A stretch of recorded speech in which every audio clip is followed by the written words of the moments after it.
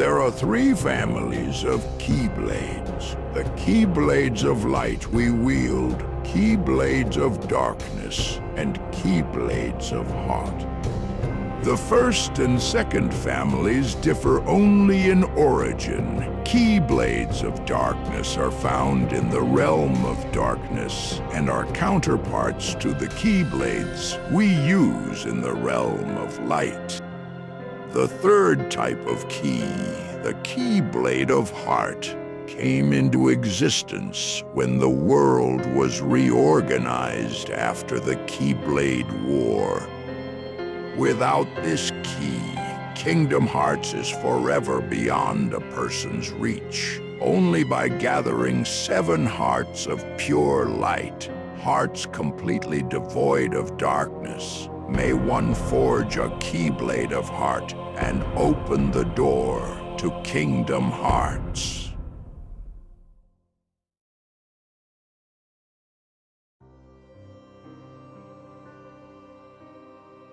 What if I told you? That may have been a lie. While the old man was mostly correct, there is one family of Keyblades he left out: Pseudo Keyblades. Keyblades of a false nature. In canon, we have a total of 2 Pseudo Keyblades known. But to throw out some speculations, we're going to go over what won't count first, before we get into the meat and potatoes of things. Is this supposed to be a Keyblade? Or is it some sort of joke? What doesn't count?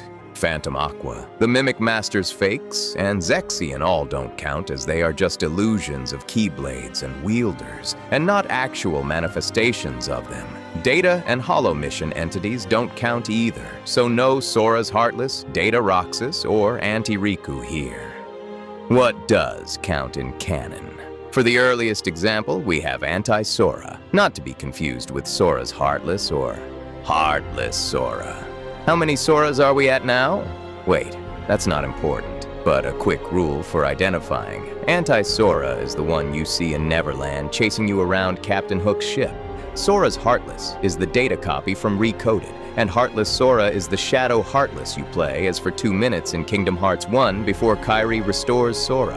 As Axel would say, got it memorized? So Anti-Sora is a pure-blood Heartless made by Riku after obtaining full control of the Heartless. It has a Shadow Kingdom key, and while we don't see much of it, we can conclude it is a pseudo Keyblade from a few main details: physicality and a link to a heart. While the illusions and data possess Keyblades, they are just that, illusions and data. This Keyblade, on the other hand, is a full manifestation of the pure-blood Heartless itself. It's real, tangible, and hits like a boulder being blasted right at your head. Again, while we haven't seen much of it, it's both scary and exciting to think about the possibilities of what this Keyblade could evolve into, both separately as its own thing, as well as in conjunction with Anti-Sora himself. What did I mean by a link to a heart? Well, despite common misbelief, both Pure-Blood Heartless and Emblem Heartless contain hearts. The difference is in how many. Pure-Blood only have 1 heart, and when defeated, they don't release that heart. Instead, it goes back to its original body, assuming the nobody is also vanquished, if one exists.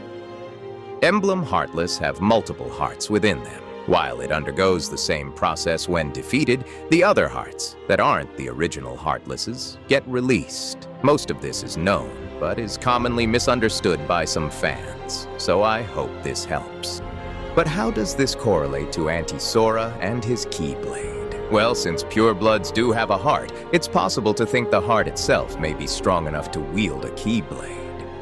While the Keyblade shown is a pseudo one, even more so a pseudo Keyblade of Darkness, we do know some special Heartless do indeed have the ability to wield Keyblades. See Ansem, the Seeker of Darkness. Let's go to our next example, and this one is a little more well-known. Genie's Keyblade from Kingdom Hearts 2. While its exact status can be debated, we'll count it as loose canon, due to Genie himself tagging along with the main trio after the Agrabah's second visit. Here's where things get more interesting than the Keyblade held by Anti-Sora. Genie's Keyblade comes remarkably close to functioning like a true Keyblade. However, there are a few limitations that can be seen. Firstly, it doesn't have a keychain. More so, Genie himself seems to act as the keychain. Or the Keyblade has to derive its power from the Genie himself. Unfortunately, this means that Genie wouldn't be able to give someone his Keyblade. And more so, if someone were to wish for a Keyblade through him, we can accurately theorize that the power of the Keyblade itself, or something else, is above Genie's power. It is interesting to think that Kingdom Hearts gives more lore to the Aladdin franchise than the actual movies and TV show itself, showing Genie has more limitations than the 3 rules he states in the first Aladdin film. This is also a big identifier for Keyblades themselves, showing how much magic is involved with the creation of a Keyblade. Phenomenal cosmic power! Can't forge a legitimate Keyblade. Now we're going to have a little fun and talk about non-canon Pseudo Keyblades. A tiny round pink ball by the name of Kirby is able to summon a Pseudo Keyblade within the game of Super Smash Bros. Ultimate.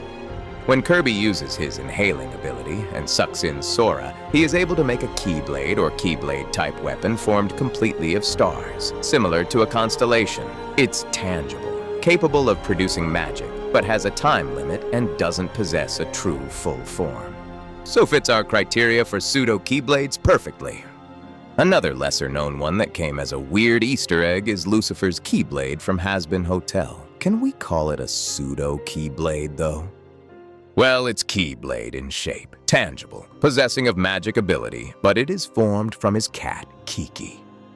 And, despite my attempts to reach out to VivziePop for more information about it, still feeling the sting from the cold shoulder, all we can do is assume and guesstimate more information about it. We do not know its ability for fighting, only seeing the power to help rebuild the hotel. And in the end, it becomes the new Hotel Key.